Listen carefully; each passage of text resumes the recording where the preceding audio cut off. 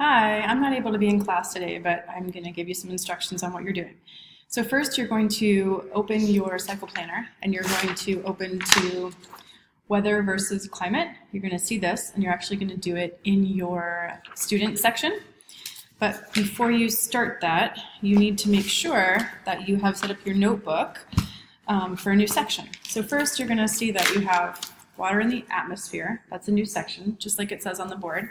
Behind that, the teacher is going to give you some time to do a free write so you can remember things you've learned about that have to do with weather and climate and the atmosphere.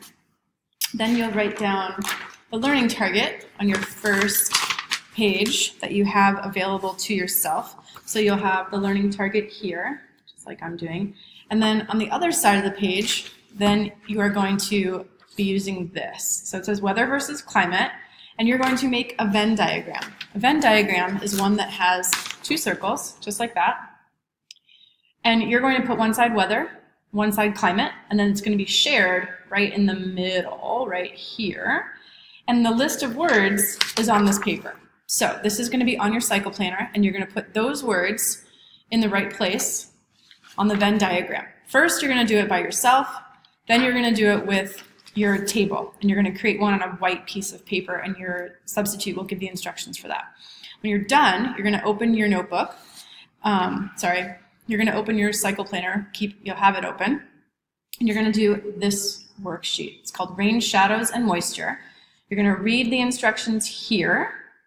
On your cycle planner is a map of Oregon, and you'll see that the map of Oregon is going to show you all of these places. There's Salem, Oregon, Pendleton, Eugene, Redmond, Medford, and Lakeview, and you're going to look up the rainfall for each of those. Once you look up the rainfall, you'll realize that depending on where these cities are located, they're going to be more wet, more rainfall, or less rainfall, depending on which side of the mountain that they're on. You can look at a map of the United States, also on the cycle planner, and it will show you a map of the United States and how, depending on where the mountain ranges are, we have more wet areas or less wet areas. There's questions on the back.